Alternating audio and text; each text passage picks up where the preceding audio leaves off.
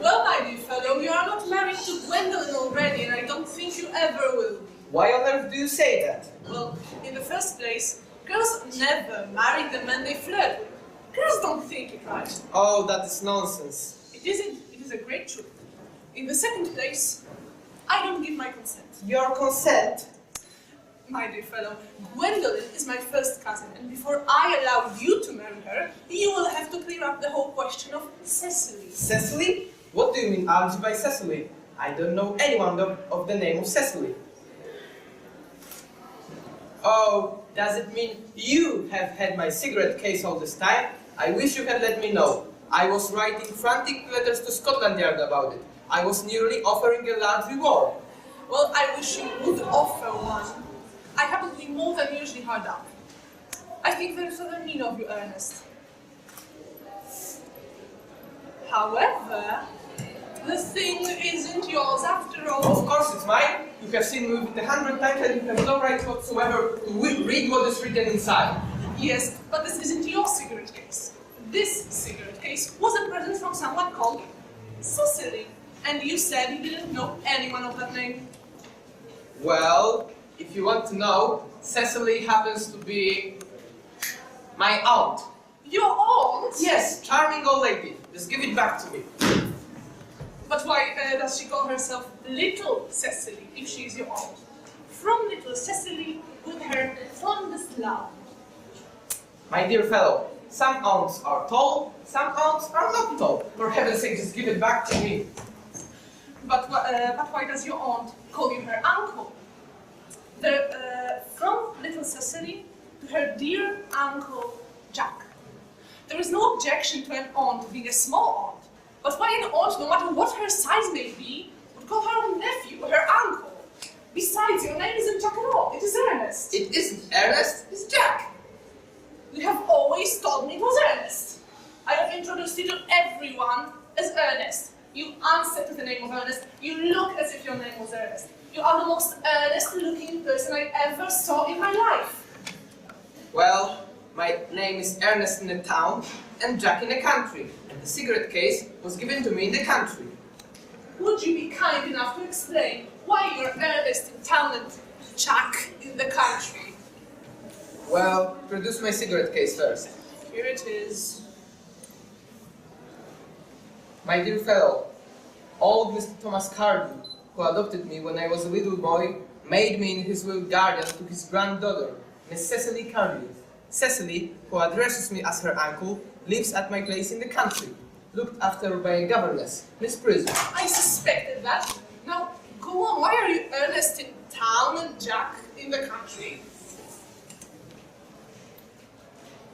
My dear Algie, when you are a guardian, you must adopt a very high moral tone, which makes you neither healthy nor happy. In order to go to town, I have always pretended to have a younger brother of the name of Ernest, who lives in the town. That is, my dear Algie, the whole truth. Pure and simple. The truth is rarely pure and never simple.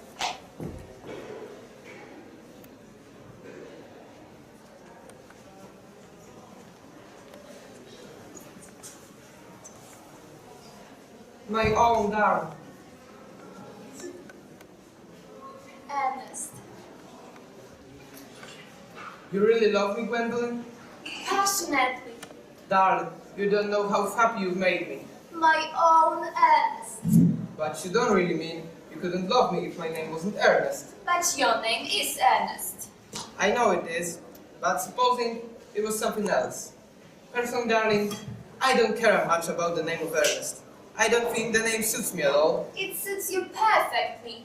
It's a divine name. It has music of its own. It produces vibrations. Well, really, Gwendolyn, I think there are lots of much other nicer names. I think Jack, for instance, is a charming name. Jack? No. There is very little music in the name Jack. It produces absolutely no vibrations.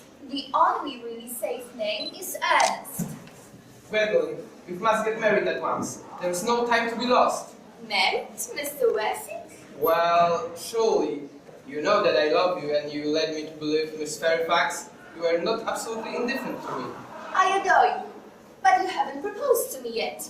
Nothing has been said at all about marriage. The subject has not even been touched on. Well, may I propose to you now, Gwendolyn? Yes, Mr. Worthing, what have you got to say to me? You know what I have got to say to you. Yes, but you don't say it. Gwendolyn, will you marry me? Of course I will, darling. Mr. Worthing, rise, sir, from this most ridiculous posture. Mama, Mr. Worthing has not quite finished yet. Finished what, may I ask? I'm engaged to Mr. Worthing, Mama. Pardon me, you're not engaged to anyone.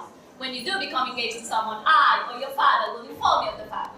And now, you, Gwendolyn, will wait for me in the carriage. Mama! In the carriage, Gwendolyn. Gwendolyn, the carriage. Yes, Mama. You can take a seat, Mr. Worthing. Thank you, Lady Bracknell. I prefer standing. I feel bound to tell you that you're not down on my list of eligible young men. However, I'm quite ready to enter your name as a candidate, should you ask us some questions. Do you smoke? Well, yes, I must admit I smoke. I'm glad to hear it. A man should always have an occupation of some kind. There are far too many idle men in London as it is. How old are you? 29. That's a good age to be married at. What is your income? Between 7,000 and 8,000 a year. In land or in investment? In investments, chiefly. That is satisfactory. I have a country house with some land attached to it, about 1,500 acres, I believe. A country house? You have a town house, I hope. A girl with a simple, unspoiled nature like Gwendolyn could hardly be expected to reside in the country.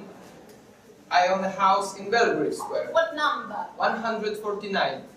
That unfashionable site. I thought there was something. However, that could easily be altered. You mean the fashion or the side? Both, if necessary, I presume. Are your parents living? I have lost both my parents. To lose one parent, Mr. Worthy, may be regarded as a misfortune. To lose both looks like carelessness. Who was your father? He was evidently a man of some wealth. I'm afraid that I don't know. The fact is, Lady Bracknell, I said that I have lost my parents. But I should say that my parents seem to have lost me. I don't actually know who I am by birth. I was found. Found? Yes, the late Mr. Thomas Cardew, an old gentleman, found me and gave me the name of Worthing because he happened to have first-class ticket to Worthing at the time. Worthing is a place in Sussex, in Seaside Resort. Where did this charitable gentleman, who had a first-class ticket for the seaside resort, find you? In a handbag. A handbag? Yes, Lady Bracknell, some more large black leather handbag with handles to it. An ordinary handbag, in fact. In what locality did this Mr. Cardew find this ordinary handbag? In Cloakroom at Victoria Station. A cloakroom at Victoria Station? Yes, the Brighton line. The line is immaterial. Mr. Worthing, I confess I feel somewhat bewildered by what you just have told me. To be born, or at any rate bred, in a handbag, whether it had handles or not, seems to me to display contempt for the decencies of a family life. May I ask you then what you would advise me to do? I would do anything in the world to ensure Gwendolyn's happiness. I would strongly advise you to try and acquire some relations as soon as possible, and to make an effort to produce at least one parent of either sex before this season is over.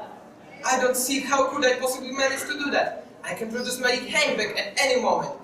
It is in my dressing room at home. I think it should satisfy you, Lady Bracknell. Me, sir?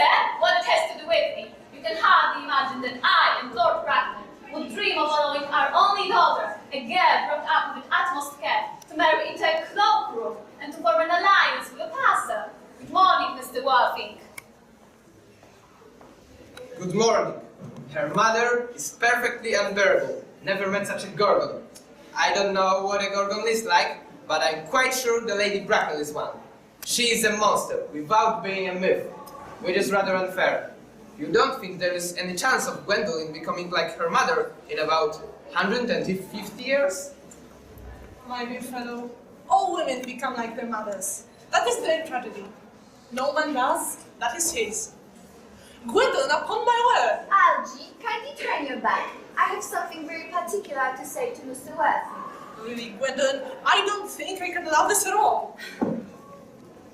It's my own darling. Ernest, we may never be married.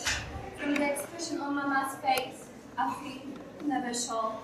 But although she can prevent us from becoming man and wife, and I may marry someone else, very often, but nothing what she can possibly do can alter my eternal devotion to you. Dear Gwendolyn, my own one. Your town address I have. But what is your address in the country? The manor house in Wootton. I will communicate with you daily. Will you let me see you to your carriage, darling? Certainly. The manor house in Wilde'a. Tomorrow, I am going to the manor house in Wilde'a. There I will meet Cecily, a young girl of excessive beauty.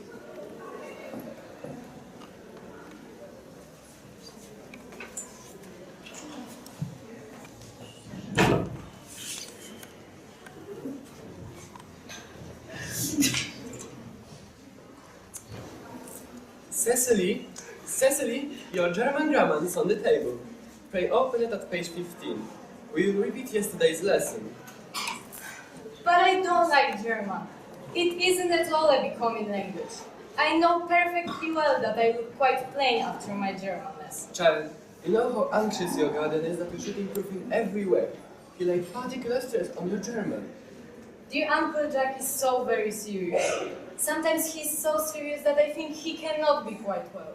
Child, I'm surprised at you. Mr. Worthing has many troubles in his life. You must remember his constant anxiety about that unfortunate young man, his brother Ernest. Do your work, child. Intellectual pleasures await you. But I see Dr. Chasuble coming up through the garden. Dr. Chasuble, this is indeed a pleasure. How are we this morning? Miss Prism, you are well, I trust. Dear Miss Prism has just been complaining of a slight headache. I think it would do her so much good to have a short stroll with you in the park, Dr. Chasuble. Cecily, I have not mentioned anything about a headache. No, dear Miss Prism. I know that, but I felt instinctively that you had a headache. Indeed, I was thinking about that, and not about my German lesson when the director came in. I hope, Cecily, you are not inattentive. Oh, I am afraid I am. That is strange. If I were fortunate enough to be Miss Prism's pupil, I would hang upon her lips. I spoke metaphorically.